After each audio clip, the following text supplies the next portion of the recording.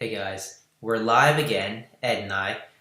We have a lot to talk about, mostly in the Trump-Russia realm, but some other little things as well. We're gonna start out with Cambridge Analytica and then move on to some women problem that Trump's having lately. You all know about Stormy Daniels, but there's two other women who have come forward. Hey guys, from the past, we're live again, who are now suing the president as well. This is going to be some interesting things are going to come out of this. We'll go into more detail in a few minutes about that.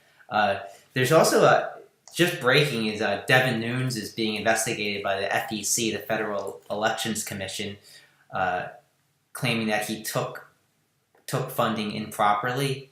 So we'll get a little bit into that. That's just breaking, so we're going to have to kind of look at what's happening as we're doing this live. We also have news about the Austin bombings. Mark Anthony Conditt is the young man who blew himself up this morning.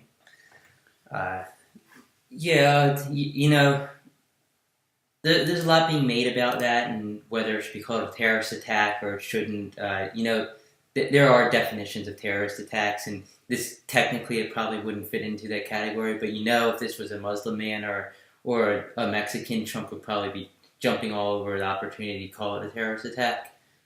Yeah, it turns out that Mr. Condit was a conservative based on some of his blog posts.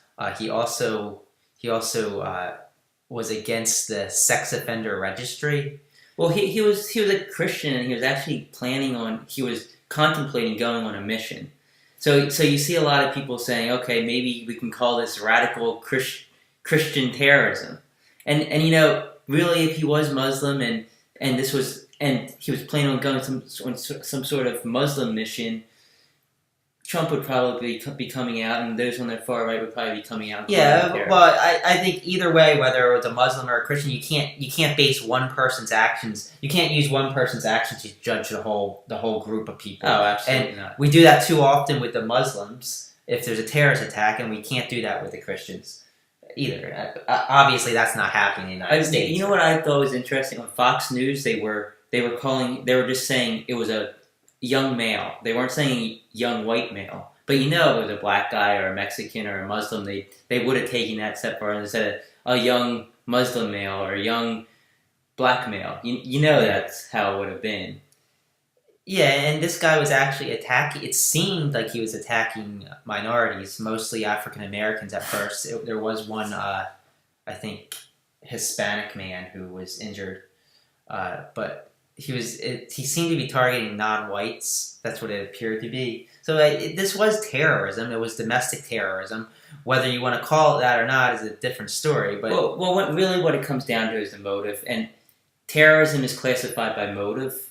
And if it wasn't political in nature or religious in nature, you can't technically call it terrorism. But it calls terror, and it's just as horrendous to kill people with a bomb, whether it's based on political or religious motives, as it is just because you want to kill people or you want to set off bombs. Yeah. So it's terrorism. I mean, you can call it what you want, but it's no better than terrorism. So let's move on to Cambridge Analytica, because there's been a lot of news breaking in that area since we were on last, which was last week. We've had Channel 4 in Britain release two videos, a 17 and a 19-minute video. These videos have shown that Alexander Nix and his employees at Cambridge Analytica claimed to offer services which certainly didn't seem to be above board or legal. Well, the whole idea of using Cambridge Analytica, whether they were working with the Russians or not, is illegal because they were paying Cambridge Analytica to actually push out advertisements via Facebook through super PACs and PACs. And if Trump had anything to do with this, or if his campaign had anything to do with this, that's illegal according to campaign laws. Well, basically what Nick said in the second video that was released at 3 p.m. Eastern Time yesterday, he stated that Cambridge Analytica was sort of a go-between They organized it all. So they got the ads together, and they organized who would advertise what, whether it was a campaign or the super PAC, and that in itself shows coordination between the campaign and super PAC. Yeah. So for those of you who are unaware, super PACs and PACs, which are political action committees, are not allowed to work with political campaigns. That's not allowed. They have to be separate. And there can't be communication between them. There can't be any collusion between them. But meanwhile, Trump and Bannon was on the board of directors of Cambridge Analytica, and Trump actually met with Nick several times, and Cambridge Analytica was working with these PACs to push out ads based on data that they had, supposedly from Facebook. Yeah, that's correct. And the first video went into say what they could offer. Nick's claim to Channel 4, who was acting as an undercover political, I guess, associate or political from Sri Lanka. Yeah, Sri Lanka. Basically, Nick's claimed that they could theoretically hire a Ukrainian prostitute and get material on opponents and use that to bribe them. Sounds familiar. It sounds very familiar. If you remember,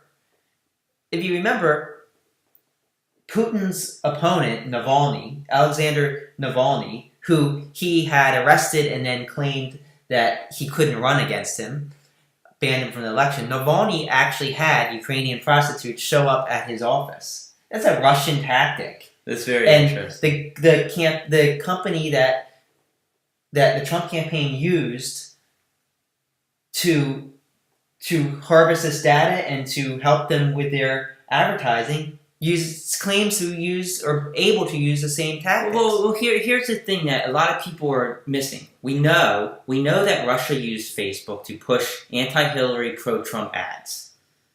Right? We know this. Yes. This is fact. We know that Cambridge Analytica was using data to come up with ads on how to target people on Facebook. Correct? Correct. So how was Russia getting this information in order to target their audience on Facebook? They didn't come up with it by themselves. They got it from Cambridge Analytica. I mean, to me, that's as obvious as daylight, that they got this information from Cambridge Analytica. If you look at the types of things that these Russian bots were pushing on Facebook, the news stories, the fake news stories, the tactics that they used, they're very similar to the advertisements that Cambridge was pushing and the tactics that Cambridge were using. So in my mind... Not very similar, identical. Yeah. There appears to be clear collusion between Cambridge and these Russian bots. And there's clear collusion between Cambridge and Trump's campaign. So, I mean, right there, it's basically a conspiracy. And Cambridge Analytica and Russia and the Trump campaign were all co-conspirators. Now, this is what's going to be interesting. It's going to be very interesting to see. You all know that Muller indicted 13 Russians who are working for these bot farms. It's going to be interesting to see what he gets from these individuals, if he gets anything from them. Of course, he doesn't have any in custody, but if he does manage to get one of these I don't see them managing to get any of them. None of them are going to vacation in an extraditable country. It's going to be impossible for Mueller to get any of them, unless he actually already got some and then pushed the indictment forward. But after this indictment was made, I don't see how it's going to be possible for them to get it. Remember that Mueller had this information. We know that Mueller has been looking into Cambridge Analytica since around November. So that's 4 or 5 months ago. Mueller, we know that at least. I'm sure it dates back at least 4 or 5 months he's been looking into Cambridge Analytica. So he knows a lot more than we know. And this bombshell to us over the last 2 days isn't a bombshell to him. What was also interesting was to note that Alexander Nix, the CEO who was just suspended by Cambridge Analytica, also founded another company with the Mercers.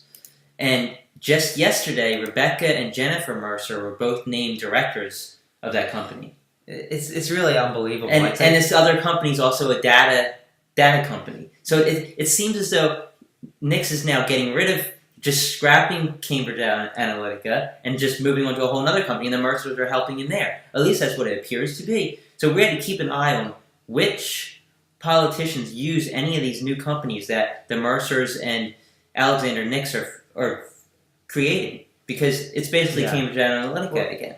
So something you also have to keep in mind are who used Cambridge. We know that Ted Cruz was the second largest client of Cambridge Analytica to Trump. Trump campaign spent $5.9 million. Cruz spent $5.8 million. Now, the NRA also used Cambridge Analytica for a campaign in 2016, Trigger the Vote campaign. Now, that in itself is suspicious. There's also several other Republicans, Tom Tillis, the North Carolina Republican Party, GOP, they used Cambridge Analytica. There aren't any major Democrats that I've seen that have been clients of them, but it could still come about. Well, I've read a few theories that Cambridge Analytica was actually kind of like a money laundering operation for the Russian money to try to push the money through the Trump campaign, get it back out, and then Trump was actually profiting off this. It's just a theory, but it's something I heard. As far as Ted Cruz, like you mentioned, he came out publicly and stated that he asked Cambridge Analytica Cambridge Analytica told him that they weren't doing anything illegal. That's like a bank robber buying a gun from someone, telling them that they're not doing something illegal, and you try and get out. I mean, you can get out of something like that, but it doesn't matter what they say. Of course, they're not going to tell you they're doing something illegal when they're working with you. Yeah, no, exactly. And I think we're going to learn a lot more about this over the coming weeks. We already have one whistleblower. I'm sure there's others within the company who are probably going to speak out. I've actually been reaching out to some employees of Cambridge Analytica to try and get their feedback. So far, no luck. I've had a few just direct me to their media department. But if I do hear anything, I'll let you guys know. Keep an eye on my Twitter feed. And a lot of you guys are talking about Mark Zuckerberg and whether how he's all involved in this. I don't know. Facebook's a huge company, hundreds of billions of dollars. This was one client that they were making tens of millions off of. They did send, Cambridge did Facebook did send employees to the operation that Cambridge was undertaking for Trump. But these employees, they were a large client. They were spending millions and millions of dollars. It's not uncommon for companies like Facebook and Google to reach out to their large spenders, their large advertisers, in order to work with them. Where it gets a little fishy is the legality of this information. The data that was used or stolen, however you want to word that. Did Facebook know this data was being used? Did they shed a blind eye, knowing that they were going to make tens of millions of dollars from Cambridge Analytica? That's the thing. Like, if Facebook turned a blind eye, knowing that something shady was going on, then they should be held accountable for that. Today it was announced that shareholders are actually suing Facebook over this, which should be interesting. Yeah, and as for Zuckerberg, you got to realize he's a CEO of this huge company.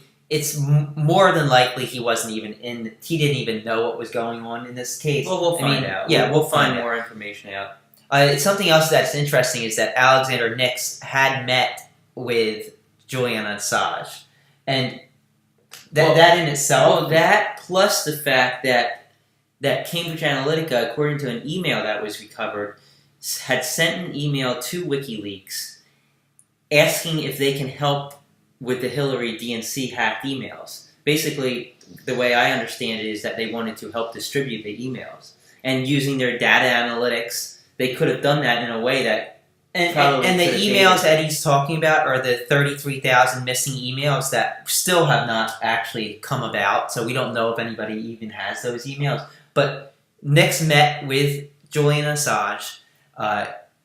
WikiLeaks claims that he wanted to help them release these emails. They refused. Assange says that he turned him down, and that was that. But this happened in 2016, and this combined with Roger Stone communicating with Julian Assange, it all clearly involves President Trump. It's all linked to, everything's linked to. It's amazing how all these people are linked together in more than just one way. Like even now, Eric Prince is kind of coming back in the picture, whereas Alexander Nix formed a new company who was using individuals related to Eric Prince. So there's a lot of links that are like all coming together, and I'm sure Robert Mueller has probably 5 times as much information as the general public has, and at least 3 times as much information as the House committee and the Senate committees have, if not more. Yeah, absolutely. All right, so let's move on to the next big story, and that are these women that are coming forward. You all know Stephanie Clifford, aka Stormy Daniels. She is going to have a long interview on 60 Minutes on Sunday, the 25th of this month. Get your popcorn ready.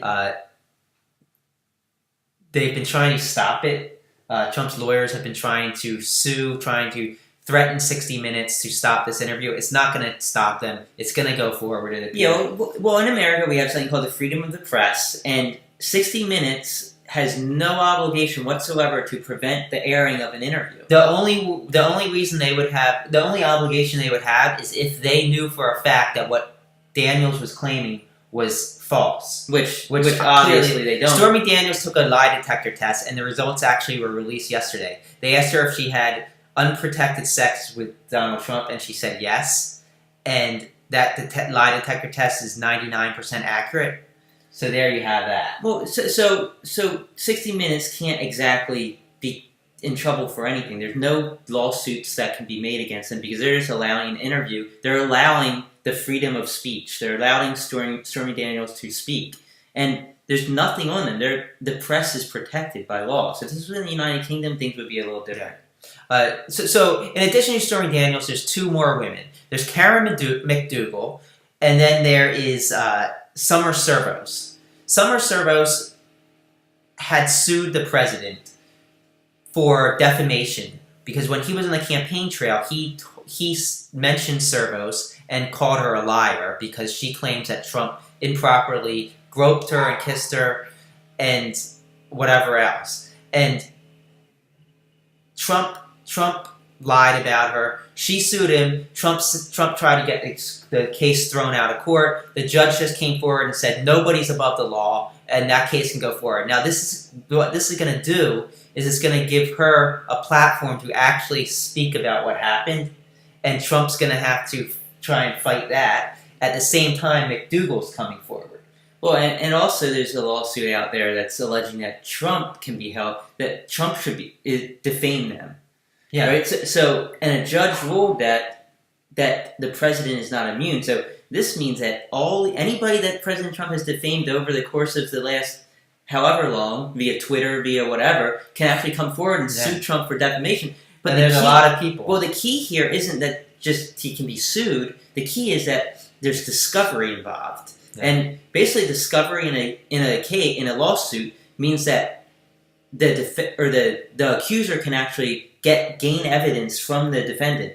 So a lot of stuff could come out that Trump didn't want to get out. Trump could actually be forced to testify under oath, which would be amazing. And if he lies under oath, we'll have Bill Clinton all over again. Yeah. All right, so there's Servos, and then there's Karen McDougal, and she is the one who claims to have had an affair with Trump in 2006. She clearly had feelings for Trump. She's a Republican who actually voted for Trump. Now, what happened with her was that the National Enquirer paid her $150,000 for her story, but she also signed an NDA that she won't discuss that story. Now, the National Enquirer, the owners are friends with Trump, and so they killed it. They killed the story. So basically, the National Enquirer was doing Trump's dirty work, just getting her to shut up. So now McDougal's suing the National Enquirer, the parent company, the National Enquirer, to allow her to speak. It's going to be interesting because I don't know how much of a case she has. Because she can speak. They actually came forward and said, okay, you can speak. You're allowed to speak. So it's making progress. They say that behind closed doors, there's a different message being sent. So it's going to be interesting to see what happens there. Absolutely. But at all angles, they're coming at him at all angles. And this is just on top of everything else. Yeah, I mean, of course, to Trump, his biggest concern is the Mueller investigation, obviously by all of the witch hunt tweets. I'm surprised we haven't heard him tweet about these women. What do you think the reason for that is? doesn't. I'm not sure. My guess is he just doesn't want the right wing media to talk about it, which they haven't been doing at all. Stormy Daniels' attorney, actually said that Fox News refuses to have him on there. So they're just totally avoiding this. They don't want to talk about it. They want to act like nothing happened. Yeah. And I think that's why we don't see him tweeting about it. and 20 years later, they're still talking about Clinton. Yeah. Clinton's affair. But anyway, let's move on to the final story that I wanted to talk about, and that is the leaks coming from the White House yesterday after President Trump spoke to Vladimir Putin. Yeah, so apparently there was a notice sent to President Trump from his national security advisors telling him in all capital letters, do not congratulate Vladimir Putin. And they also told him to condemn him for the nerve agent attack in the United Kingdom of the former Russian spy. And Trump called Putin. Trump called Putin. He did not condemn the attacks, and he congratulated Putin. He congratulated Putin for winning an election, which we've all seen proof of that it's rigged. We've seen videos of people stuffing ballots, which is stuffing multiple ballots. He jails his opponents. We've seen people claiming that their employers threatened to fire them if they didn't vote for Putin. So it was clearly rigged. Trump didn't listen to his advisors, which I believe was H.R. McMaster, his national security advisor. Well, actually, McMaster wasn't the one who told him that. It was other advisors. Nobody told him it. They wrote a note to him. Yeah. So the theory, or what most people are claiming, is that Trump didn't read the notes and he went in the meeting and he just congratulated him. But now think about this: if he goes off script like that, such severely with Vladimir Putin, who's not exactly threatening us with nukes right now, what's he going to do when he meets with Kim Jong-un? Is he going to go off script and get us into a nuclear war? More than likely. I mean, I can't see any other way. A lot of people are coming out and saying, "Oh, President Obama called Putin and congratulated him. President Obama used social media for his campaign." Both these are true to a certain degree. Obama did call Putin, but he didn't congratulate Putin specifically. He congratulated Russia.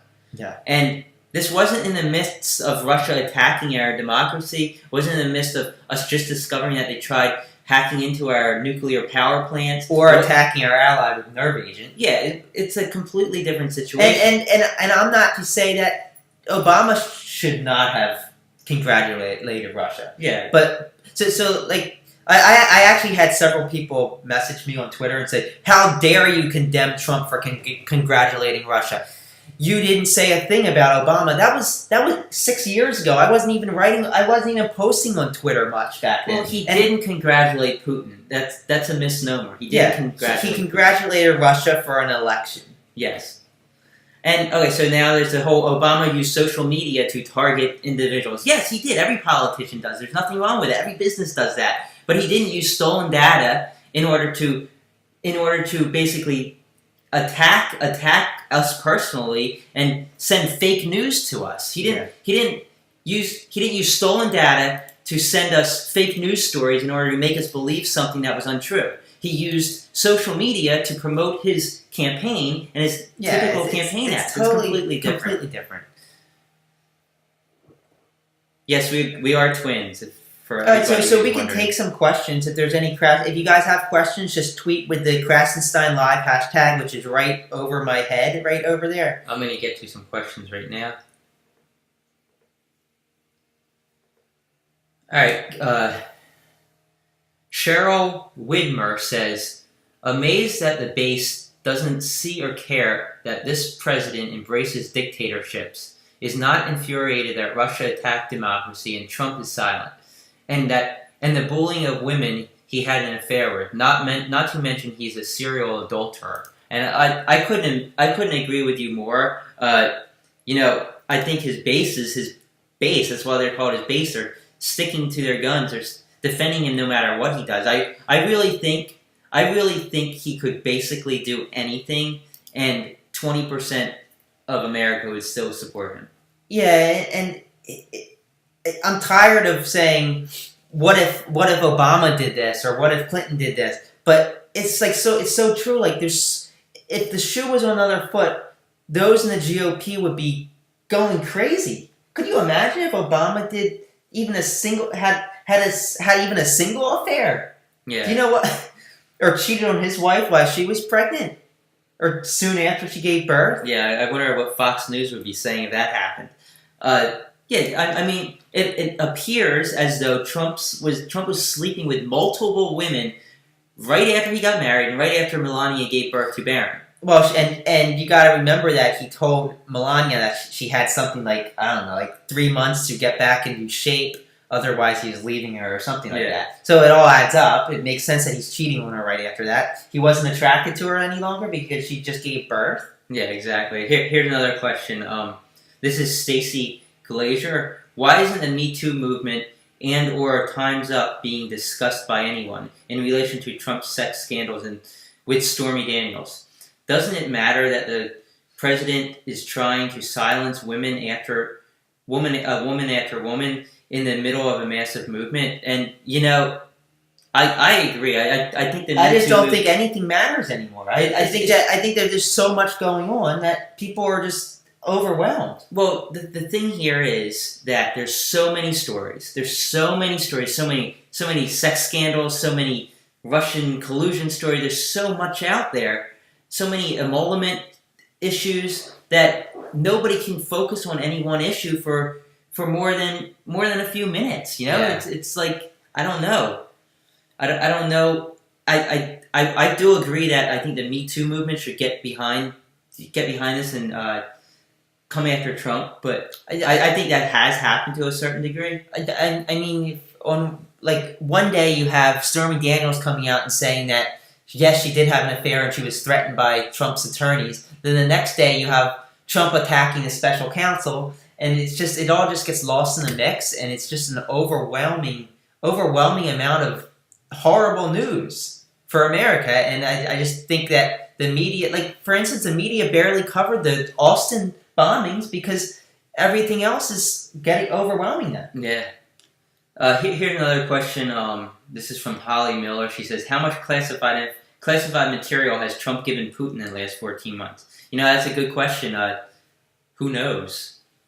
All of his conversations are supposed to be public. Yeah. But who knows? I mean, we know that. He tried setting up a back channel with Russia, so who knows if he actually has a back channel. Going back in Cambridge Analytica, Alexander Nix actually confirmed that they use anonymous email that's destroyed Protonmail, which is destroyed after 2 hours, so it's untraceable. And I mean, I'm assuming he did the same thing with the Trump campaign.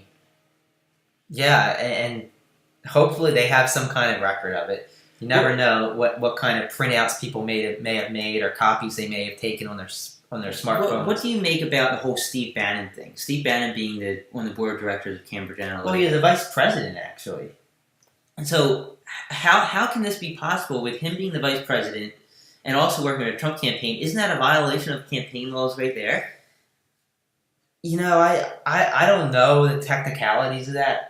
I know the whole coordinating with super PACs. I know that's not really enforced that much. It should be. I don't think that super PAC should be allowed to accept $1 million donations from corporations. I think that's crazy. Yeah. If you have Cambridge Analytica wanting to donate $20 million to Trump this year in order to prevent them from being charged with any crimes, they can do that. Well, and a person like me or you can't. That's another problem. Most corporations, where the majority of the world's money's at, are Republicans, because Republicans protect corporations more than Democrats do. So typically, the Republican campaign raise so much more money through these super PACs. Yeah. I think there needs to be some sort of limit put in place on the amount of money, or just cut super PACs and PACs out altogether. Why should a CEO of a company, say Facebook, say Mark Zuckerberg, say, hey, I want to donate $50 million for Trump super PAC? And a person like me, I can only donate $2,700. So basically, Mark Zuckerberg has so much more influence over the future of America than we do. Yeah. And the difference is these super PACs, they can't donate directly to the candidates. So they can't donate to the Trump campaign. But what they do, they set up a parallel campaign for whatever they're going for. So if it's for Trump for America or something, they set up a whole campaign system for Trump. They have signs, they have commercials. And as they're advertising to promote Trump and against Hillary Clinton, they're also taking in money because they have their website on the bottom and people donate to that campaign, to that super PAC. And then they're paying themselves a salary and so it's consulting with their own consulting company for millions of dollars. It's a big scam, a big racket. And it's an easy money laundering tool. It's pretty easy for Russians to send money to the NRA and the NRA to transfer that money directly to a super PAC and that super PAC to promote Donald Trump and Donald Trump to help promote the NRA. It's like a big cycle of money laundering and it's almost impossible to stop. Unless you're specifically looking for it, which is what Robert Mueller did. And I think that's why Trump's panicking, because he realizes knows that it's going to be found out. In my opinion, and this is, I'm not gonna say basically what I'm basing this off of, because I've been talking to some people who worked for some of the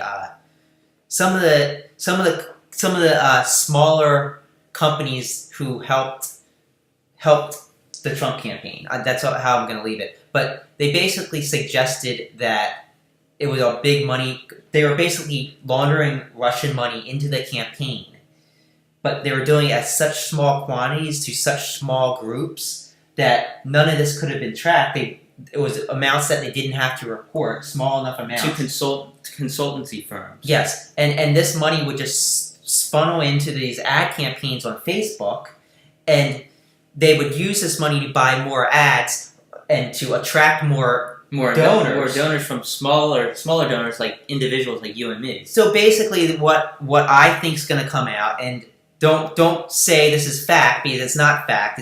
I'm basing it off of some individuals I've spoken to and some things I've seen out there. I think that Russia was funding Trump's campaign. Cambridge Analytica was involved. I think that they were funneling Russian money into the campaign, but doing it in a way where it was laundered and you could not tell that this money was coming from Russia. And I mean, it will be pretty easy to do based on what we've seen. And I think over the next, who knows how long it's going to take, maybe 6 months, maybe 12 months, I think you're going to find out that this was what was happening. And maybe I'm wrong, but do you think that other GOP congressmen and senators might be brought down in this? You know, I in my opinion, I think that Cambridge Analytica probably has dirt on many of these politicians, and whether they basically admitted as that being one of their strategies, that they bribe politicians. And if Trump was running against these people, do you not think that Cambridge was in a parallel world going after these candidates, whether they're buying them Ukrainian hookers or whether they're bribing them with money?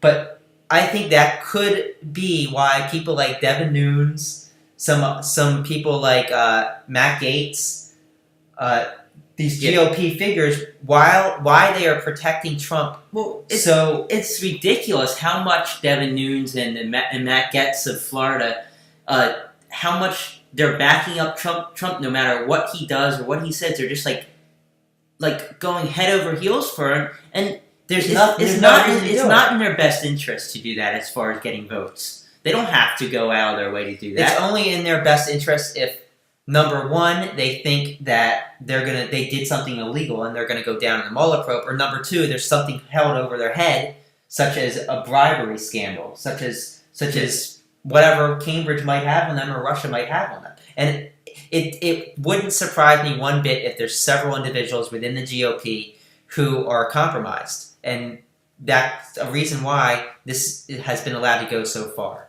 I'm going to take a couple more questions on Twitter. Remember, you can tweet at us your questions or comments to Krasenstein Live right up there, up front.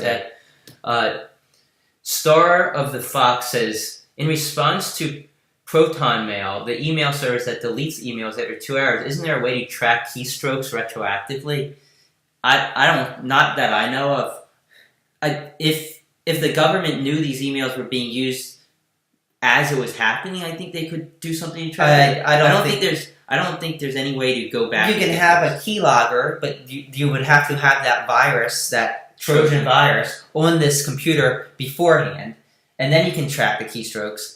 It's very unlikely that those emails are going to be recovered. Yeah, unless Protonmail has them and handed them over. But or, my guess is they were. Or unless these emails were written in, say, a notepad and then deleted. Because even though you delete something from a computer, this is what most people don't know.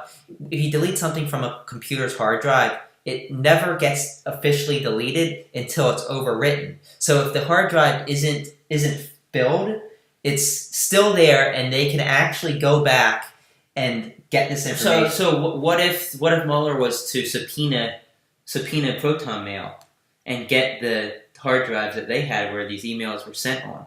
Do you think that would be possible to recover? I'm guessing that Protonmail has. I don't even know where they're located. If they're in a jurisdiction that would be Russia, subpoenable. Yeah, it might be a Russian. I don't think that would be possible. Charlie says, just want to thank you and your brother for doing these live talks. I know I'm not alone in being overwhelmed, but sure is nice to hear. And I agree. It's really overwhelming. I mean, we're overwhelmed on a daily basis. There's so much coming at us. It's so hard to keep up. And thanks for watching, Charlie.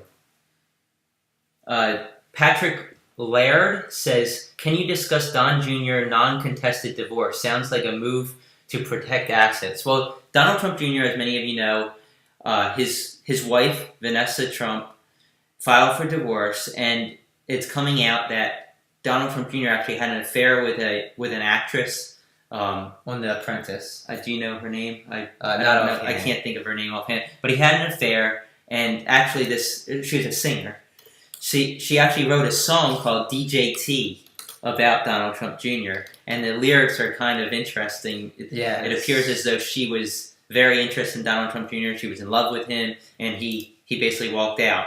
Aubrey O'Day is her name. Aubrey O'Day. I just Googled it. So the non-contested divorce, I mean, I'm not really sure how to judge that. I mean, he did cheat on her, and there's probably evidence of that. What I do find interesting is that Vanessa Trump hired a criminal defense attorney for the divorce. And I don't know if that has anything to do with anything. It's interesting that as a criminal defense attorney, I mean, it's possible she just hired an attorney that maybe this guy also does divorces, or his law firm does divorces, but I mean, typically you hire a family attorney for stuff like this. I mean, it's pretty hard to imagine Donald Trump Jr. not being criminally involved here. It's hard for me to imagine a singer like Aubrey O'Day actually falling head over heels for this guy. Maybe it was the money. Maybe she was, who knows, gold digger. Let's see. Anders Rabin Hansen says, what are your thoughts of religious Mike Pence as president? I'd say Mike Pence as president would be better than Donald Trump as president, because I feel like he won't get anything done because Congress will be Democrat. That's my opinion. Let me finish what I'm saying. I think that he'd be a better president. I think deep down inside he cares about America. His views of America are way out there and ridiculous in my opinion. But I don't think he'll kneel and kiss the feet of Vladimir Putin. I don't think he'd do anything that would harm people directly, like Trump in his mind. Harm people in his mind. But I think in his mind he still wants to do what's good for the country, whereas Donald Trump, I think, wants to do what's good for himself and his family. At the same time, I don't want Mike Pence as president. Well, and by the time Pence would be president, if he's not somehow tied into all this stuff, which we don't know either way, the House would be Democrats. I'm hoping. I'm thinking, unless something crazy happens, I don't think the Republicans have a chance of winning the House. And if the Democrats win the House, Trump's going to be impeached for certain, and Mike Pence isn't going to be able to get his agenda through. So, you say he'll be impeached, but we'll have to see what if the Senate elects to kick him out or not. Yeah, he'll be impeached. Will he be convicted? I think that depends what Muller comes up with. But looking at it from our point of view, it looks like he's guilty. Absolutely. I mean, there's no smoking gun per se, but there's like a million guns that the trigger's just about to be pulled. Another question from Twitter using hashtag CrashTimeLive. Lavande Dusud, I'm sorry if I'm mispronouncing your name. I'm not very good at that. Says, I have a big concern about the 2018 elections and fake news on social media. What are your thoughts? Yeah, it's definitely a concern, but people need to start thinking for themselves and figuring out how to think critically and figure out what's fake and what's real. I mean, I can look at any news article and within 4 minutes figure out if it's actually legit or not. Yeah, and if you care to do your research. I think another big key here is that Facebook's well aware of this. They know that the government's looking into them. Cambridge Analytica is kind of out of service right now. Just general knowledge of people who voted for Trump and who can see through him right now know not to trust just random news articles on Facebook or Twitter. So I think we kind of have that under control. Yeah, I mean, it's you're never going to end it totally. There's always going to be websites out there that are pushing fake news or conspiracy theories. But overall, I think that Facebook knows to look out for it. Google knows to look out for it. Twitter knows to look out for it. I think that it's not going to be as big of a deal as it was in 2016. It's not going to vanish altogether, but I don't think it's going to have the influence that it may have had in 2016. Star of the Fox says... did I read this one already? Yeah, I already read that one. Okay. Elena Center says, what do you think the outcome will be for Robert Mueller versus Donald Trump? I've been one of the people saying, no, Trump is going to fire Mueller. Trump is going to get rid of him. But over the last week, I've kind of shifted my thoughts on that. And I think that he's turned to more of trying to discredit Mueller than to fire him. And I say that because people like Paul Ryan and Lindsey Graham came out and said, basically, we're assured that Trump's not going to fire Mueller. Well, you got to look at it this way. He's assured that he's not going to fire Mueller, but can he fire Mueller? No. No. He can't fire Mueller. So I don't know about he has to fire other people. He can fire Jeff Sessions or Rod Rosenstein.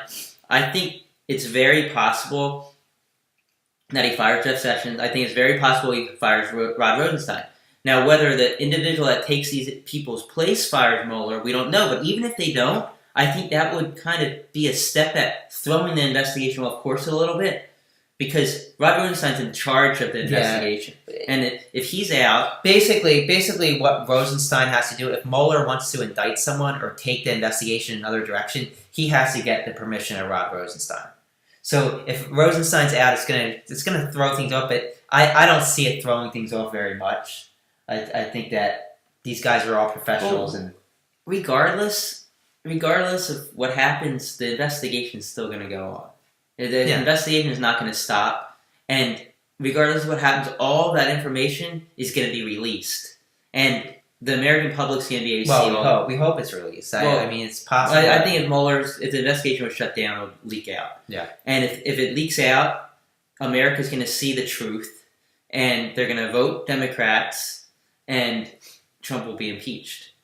You know, I can't see any way Trump gets past 2020.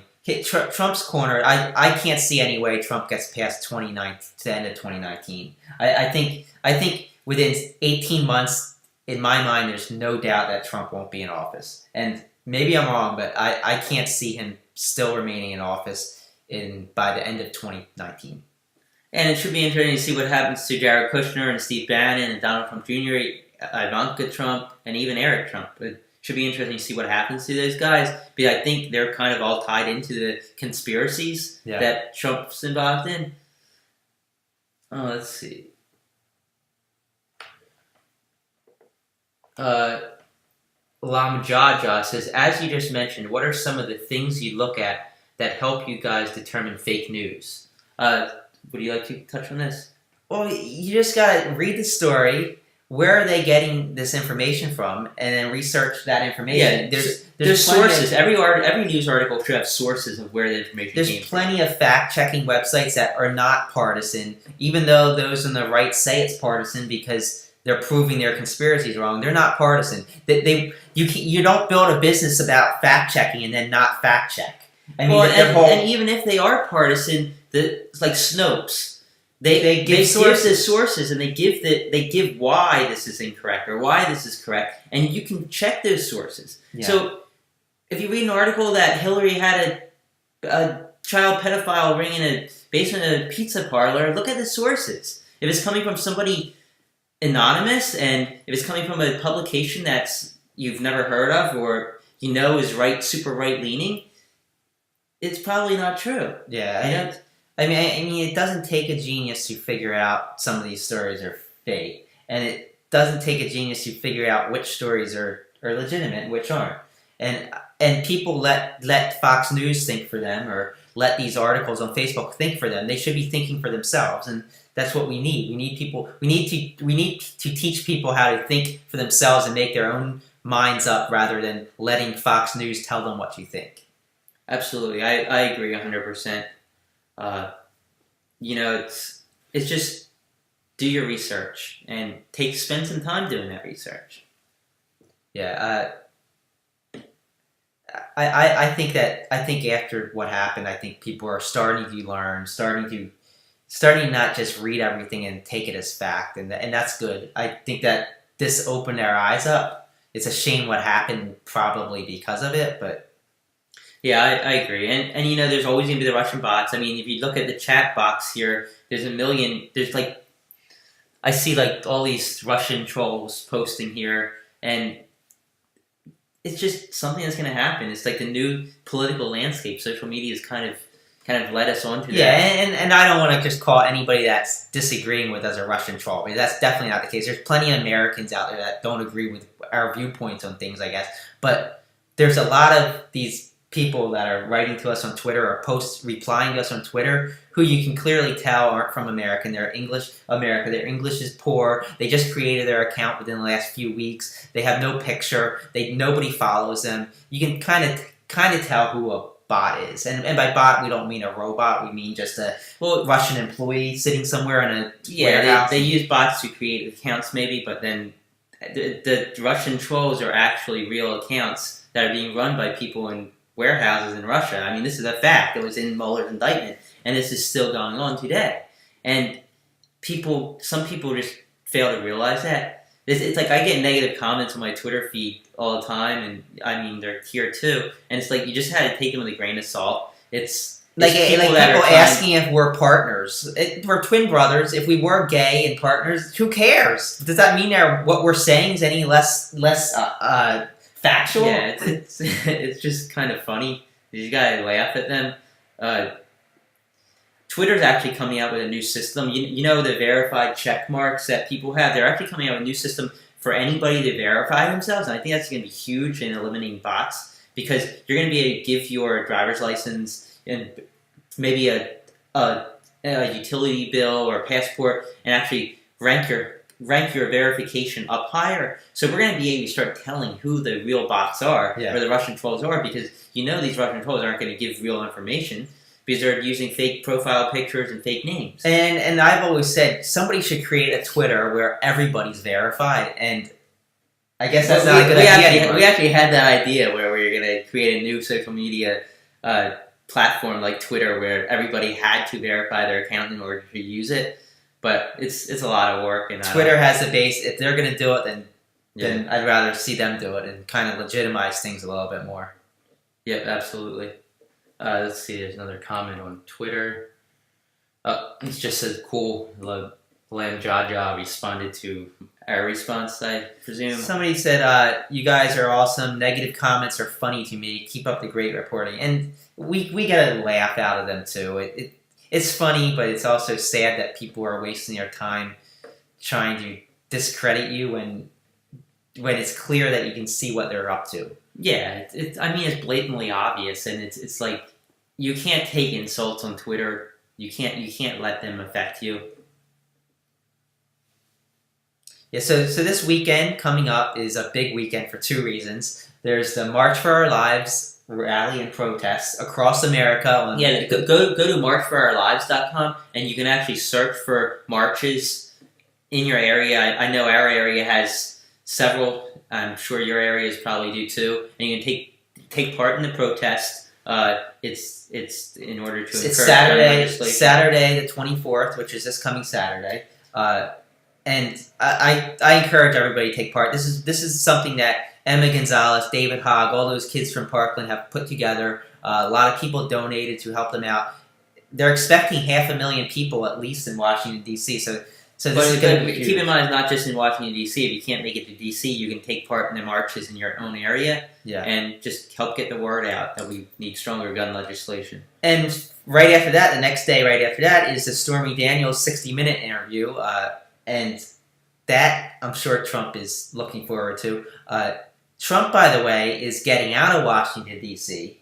He doesn't want to be there when these 500,000+ people come to D.C. and protest outside the White House. So he's going to Mar-a-Lago, and he'll probably get a couple rounds of golf in. Well, I was thinking, if Trump's going to do something big, like such as firing Rosenstein or firing Sessions, I think it's going to happen this week, either Thursday or Friday, because I think he realizes all this other news, the march, which he doesn't really want to see public attention, and the Stormy Daniels interview. I think he realizes all that stuff will kind of cancel each other out.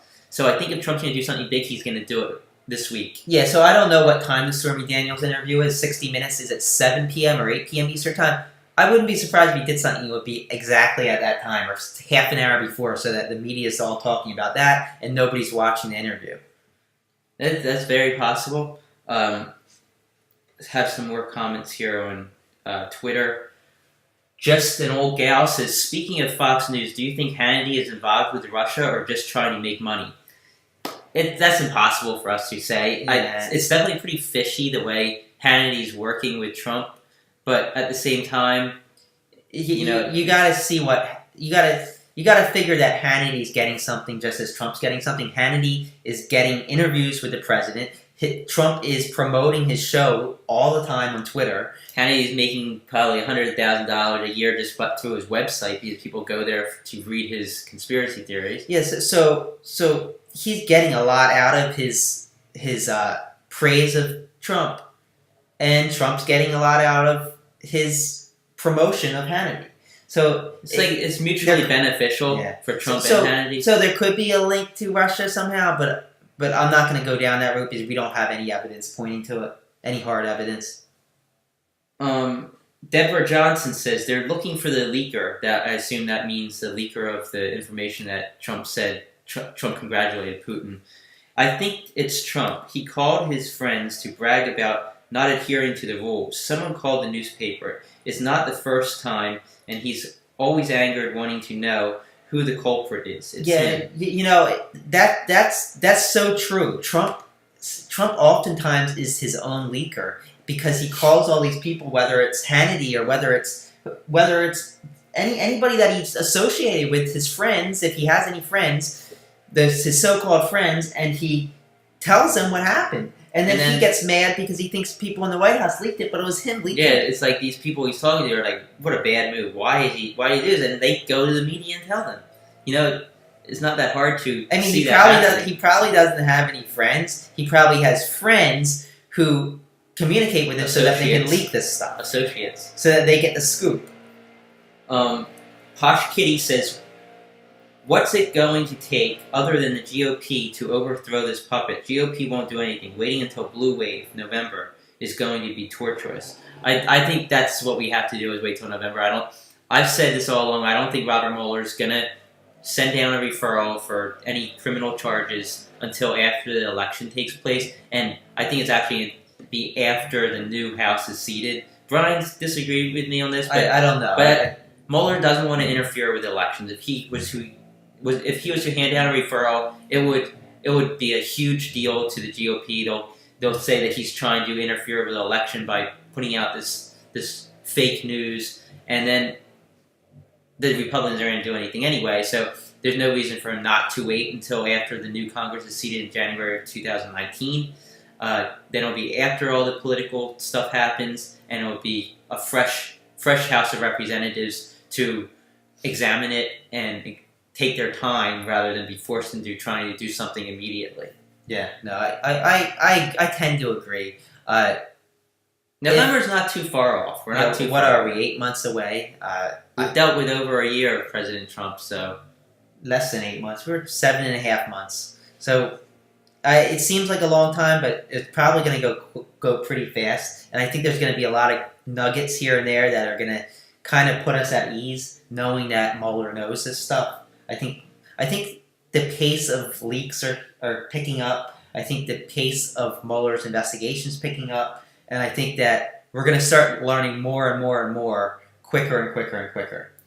Faster and faster I and agree. faster. Here's a comment. This is from obviously somebody who likes Donald Trump. Says no substance. All in talking about the show, they're saying this show has no substance. Yet you're watching it, so you must think something about it. Trump derangement syndrome.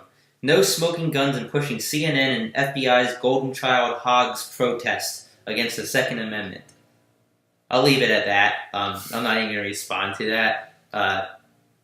Thanks for watching. Like I said before, there is no smoking. Well, actually, there probably is a smoking gun, and that is the Lester Holt interview where Trump pretty much admits to obstructing justice. But besides that, there's no smoking gun per se, but there's probably about 100 different guns that are so close to firing that you can't say there's no smoking gun. You can't say that. We don't that we see. Clearly, Mueller probably has tons of smoking guns. He wouldn't be. There were how many? 19 indictments so far. How many? 3 guilty pleas. Obviously, there's something going on right here. Well, here's another thing. Trump this weekend, he attacked Mueller. He attacked the investigation and said that the whole special counsel should never have been approved. Now, so you're basically telling me that this investigation, which how many indictments did we have? 19 indictments. We've had 3 guilty pleas. So you're saying this investigation should never have come about? So you're just saying these 13 Russians that hacked our elections basically should not have been indicted? That these people who lied to the FBI should not have been indicted? That's basically what he's telling America. Pretty much. And if you fire Mueller, you're saying, "Oh, scrap that." That's, so I don't know. I mean, I think we're going to see more news this week. I expect something from Trump. Yeah, it's going to be interesting to see how especially the end of this week. I think that something could come out. At least if he's looking for something to kind of divert people's attention from, it's definitely the 2 events this weekend. Yeah. So I mean, we'll probably have another show either later this week or next week, and we'll cover whatever that is that comes out. If there's something breaking, we'll probably have a show, no matter what time it is. Remember to follow us on Twitter. You can follow me at Ed Krassen, and you can follow Brian at Krassenstein. There are 2 of us, remember, so you can follow both of us. Also follow us on Periscope. You can find us on YouTube. I've been uploading all these videos onto YouTube. Eventually, we might do YouTube Live. I don't know. It's just easier to do Periscope because it instantly tweets out that we're live, and people can watch it within the Twitter window rather than having to click a link. right now we're staying with Periscope. I know they just introduced some like super heart thing. I don't know what that is, but if you guys give us super hearts, thanks a lot. I guess it helps out. I think it's actually some kind of money thing. I think you get a few cents or something per super heart. So if you gave us a super heart, thanks a lot. We don't know exactly what they do yet, but thanks. Maybe they give us like a power up. Maybe we get superpowers. We can do 8-hour shows instead of an hour and a half. Yeah, good point. We're probably gonna have a big show for the midterms, so get ready for that. Yeah. And other than that, I think we're all done here. Yeah. Thanks, guys. Thanks for tuning in, like always.